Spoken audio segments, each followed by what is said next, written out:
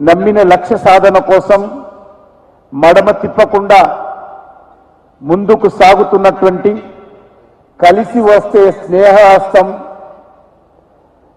కాదంటే నిప్పు కణాలు వెదజల్లుతూ కదులుతూ సనాతన ధర్మంపై అచంచల విశ్వాసంతో ముందుకు సాగుతున్నటువంటి ఆంధ్రప్రదేశ్ ముఖ్యమంత్రి ఉప ముఖ్యమంత్రి పవన్ కళ్యాణ్ గారు,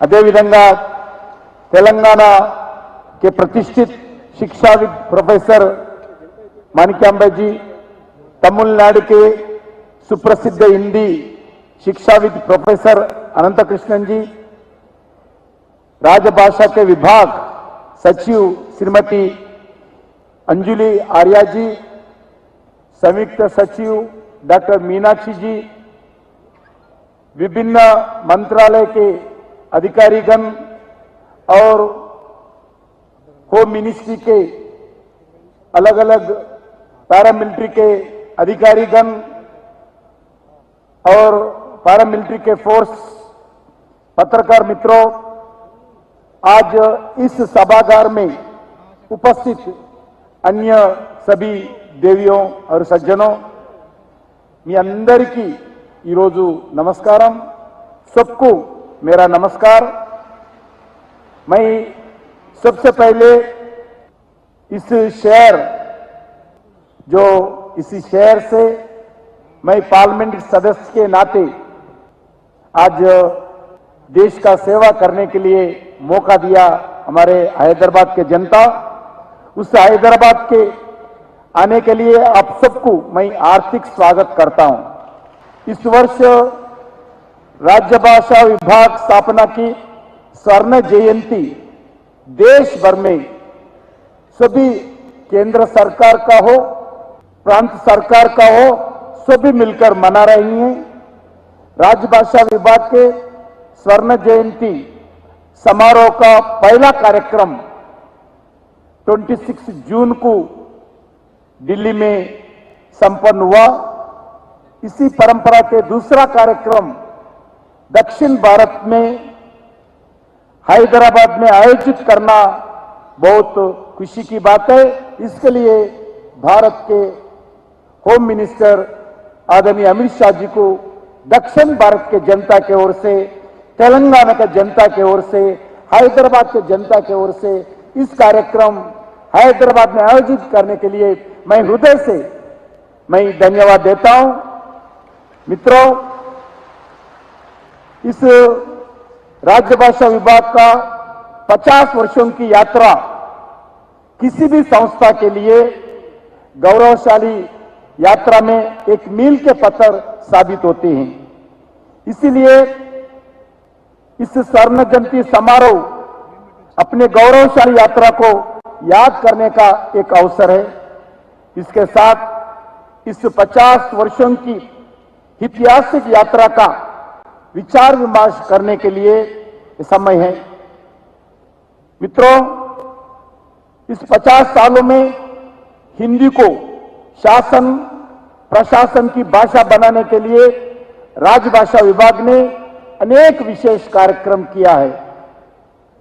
अलग अलग जगह राजनीतिक दृष्टिकोण से हिंदी को खिलाफ करने के बाद भी आज देश के जनता आज हिंदी को राजभाषा के रूप में मन से अपनाया है। माननीय प्रधानमंत्री श्री नरेंद्र मोदी जी और अमित शाह जी के नेतृत्व में हिंदी और भारतीय भाषाओं के लिए आजाद के बाद पहली बार स्वर्णिम काल चल रही है। पिछले एक दशक में राजभाषा विभाग ने भारतीय भाषाएं और हिंदी की सक्रियता बढ़ाने के लिए अलग अलग काम किया है।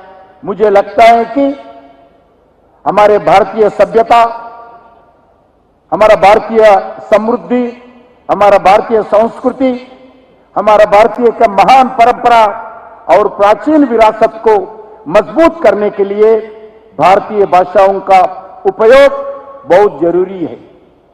महात्मा गांधी जी ने कहा, मातृभाषा का स्थान कोई दूसरी भाषा नहीं ले सकती है। महर्ष दयानंद सरस्वती जी ने कहा, उनके सत्यार्थ प्रकाश में हिंदी भाषाओं को बढ़ावा देने के लिए बात की है। महान वैज्ञानिक आदरणीय सीवी रामन ने कहा ताकि भौतिक शास्त्र फिजिक्स की पढ़ाई मातृभाषा में होना चाहिए। Missile man of India Bharat की पूर्व राष्ट्रपति डॉक्टर जे अब्दुल कलाम जी ने कहा, मैं एक अच्छा वैज्ञानिक इसलिए बन पाया क्योंकि मैंने गणित और विज्ञान की शिक्षा अपनी मातृभाषा में की। संविधान का निर्माण डॉक्टर बी.आर. अंबेडकर जी ने भी मातृभाषाओं का पढ़ाई प्रोत्साहन के लिए बार बार बताते थे। भारत के पूर्व प्रधानमंत्री, भारत रत्न श्रद्धेय अटल बिहारी वाजपेयी जी ने संयुक्त राष्ट्र संघ में पहली बार भारत की राज्य भाषा हिंदी में भाषण देकर भारतीय भाषा के गौरव दिलाया।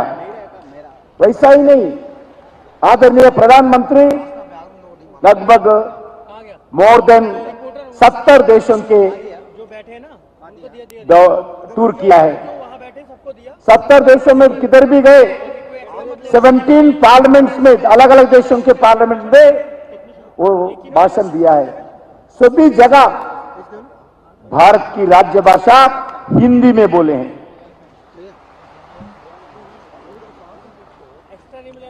आज विविधताओं में के बाद भारतीय भाषाओं की भावना एक ही है। देश पर प्रेम हो, देशभक्ति का प्रदर्शन हो, भारतीय संस्कृति का गौरव हो। आजाद के आंदोलन में वंदे मातरम, भारत माता जी का जय नारा हो, ये सब भारत की सभी भाषाओं का एकता भावनाओं को हिंदी दर्शाते हैं। भाषाएं अलग है लेकिन हर भारतवासी का भावना एक ही है। हिंदी में बोलते हैं, अलग भाषा अलग वेश, फिर भी अपना एक देश। दुनिया की सबसे बड़े लोकतांत्रिक का यही हमारा विशेष है। हिंदी और भारतीय भाषाओं के माध्यम से जन जन तक संवाद स्थापित करते हुए विकसित भारत और आत्मनिर्भर भारत के संकल्प को आगे ले जाना हमारा हर भारतीय का आज प्रथम कर्तव्य है। साथ ही हिंदी और भारतीय भाषाओं का अधिक से अधिक प्रयोग करके देश की जनता को देशभक्ति के साथ जोड़ना है, ताकि देश के हर वर्ग का नागरिक देश की प्रगति से परिचय हो और उसे सरकार की योजना के समझना हो, पूरा योजनाओं का लाभ मिल सके।